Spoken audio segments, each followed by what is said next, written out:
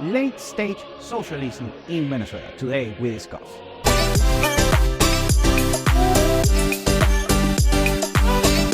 Welcome to Venezuela Insider, the only place in Venezuela for expats, digital nomads, entrepreneurs, investors, travelers, and related internationals. For more information, venezuelainsider.com. What we're seeing right now in Venezuela is late-stage socialism. Well, let's first define the term. Marx was the most biggest detractor of free market capitalism, late-stage capitalism. According to Marx, it's a point when capitalism deteriorates society and, of course, the means of production are seized by just an oligarchy of people, just a handful of people. They become very rich, and the rest of the society just suffers, and that forces a lot of macroeconomic stuff, force people to take many risk endeavors and do a lot of bad things within the economy in order to try to just, exist within the late stage capitalism. Basically, it's just the deterioration of the whole capitalist system. And after that comes a lot of social turmoil and a lot of mayhem and a lot of bad stuff that forces the system in order to reboot and create something new. Now, what is happening in Venezuela is actually a late-stage socialism. Well, that's one way to put it, and it won't be a wrong thing to say. So, what happened in Venezuela? Well, of course, socialism. Since 2013, we had an 80% GDP collapse. Of course, we see a rebound on 2021 and 2022 of 10% GDP growth each year, each of the past couple of years. This semester, the first semester of 2023, we see a contraction of minus 7% of GDP, but still we're poised to maybe slightly grow by the end of the year. So what happened, of course, Venezuela still is an oil-rich country. By the last decades of the 20th century and the first decade of the 2000s, Venezuela produced 3 million barrels of crude oil per day, of course, shifting and fluctuating a little bit, but that's kind of the average. And, of course, the public sector took advantage of this blessing, but at the same token, most of the money got lost on social welfare, social programs, corruption. And the main thing is not only that the laws against the private sector that is on the non-oil economy suffer a lot, and that decimated the private sector of the non-oil economy. But the worst thing was they didn't reinvest on the oil industry, and what happened is the oil production went from 3 million barrels per day to a bottom of 400,000 in 2020. Right now, we are between 700 and 800,000 barrels. So you lose a lot of your oil revenue, you have a lot of fiscal deficit, and of course, applied a lot of socialist, communist, Marxist economic policies, and that destroyed the whole thing. And of course, there are some geopolitical issues, the fluctuation of the price of the crude oil, also sanctions that truly started on 2019. They started on the Obama administration on 2015 for Venezuelan individuals close to the government, but the coup de grace was on 2019 with the Trump administration. The Trump administration prohibited private businesses within the United States in order to do business with the Venezuelan government, especially on the oil economy.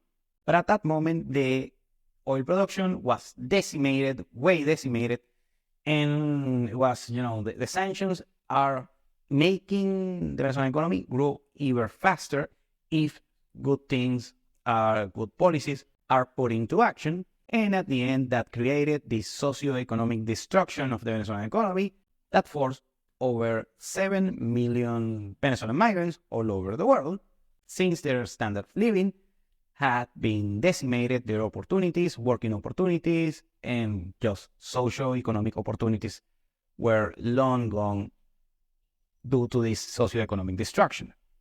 Now, since 2018, the Maduro administration, the Venezuelan government, has done a 180 regarding economic policy. They are being more free, they are allowing more private investing initiatives. However, it's too little. It's not too late, but it's too little by what the Venezuelan economy truly needs. So basically, the socialist economic model that started on the early 2000s by Hugo Chavez has just worn out, and the whole system is destroyed. And the thing is, you cannot sustain this system with socialism because the means of production of particularly the Venezuelan economy is the oil industry.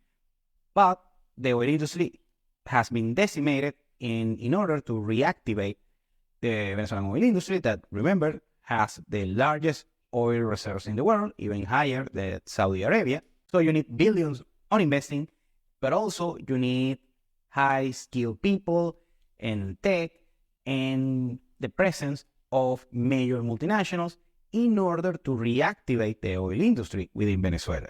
In order to attract such investments, of course, you need good legislation in order to make attractive such investing from big oil multinationals or big governments all over the world, like China, Russia, you name it.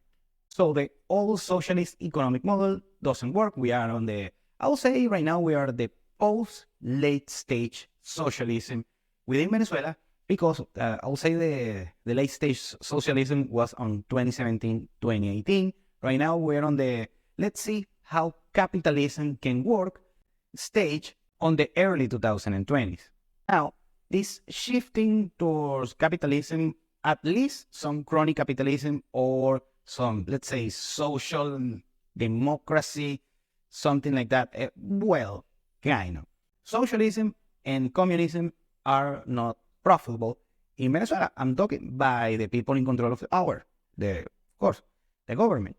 They need, in order to sustain themselves, in order to sustain their bureaucracy, their politicians, in order to stay in power many, many years to come, they need, of course, cash flow, they need revenue.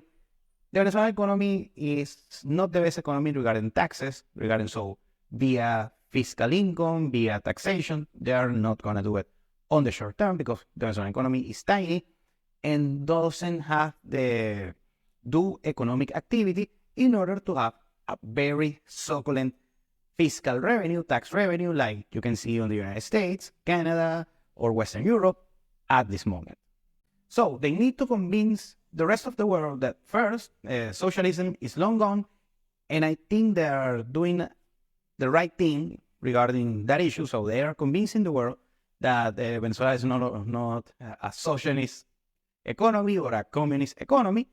It's more of a, kind of a capitalism, thing going on. You cannot say fully free market capitalism, but they have to work. There's a work in progress regarding that. And also you have to sell. Yet again, you need sanity and you need stability and you need to show that you can be competent enough with resources in order to establish the right investing, the right projects in order to increase oil production and the economy overall. And of course, the non-oil economy is very important as well. So what we will see on the future regarding Venezuela, well, I think, honestly, that on decades to come, we're going to see a way better economy that we have. At least what we had on 2017, that is very bad. And I strongly believe there's going to be way better that we have right now on 2023. But there's a long way to go, but it's going to come. A situation, the status quo is going to be way better just, in a few decades. But it's going to take some time. And this is regardless of the people that has the political power within the country.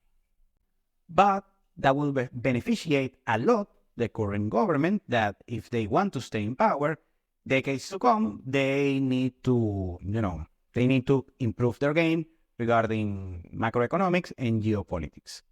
Thank you for watching Venezuela Insider. Please like, share, and subscribe. Follow us on social media. If you want to work with us, VenezuelaInsider.com. Thanks again and have a nice day.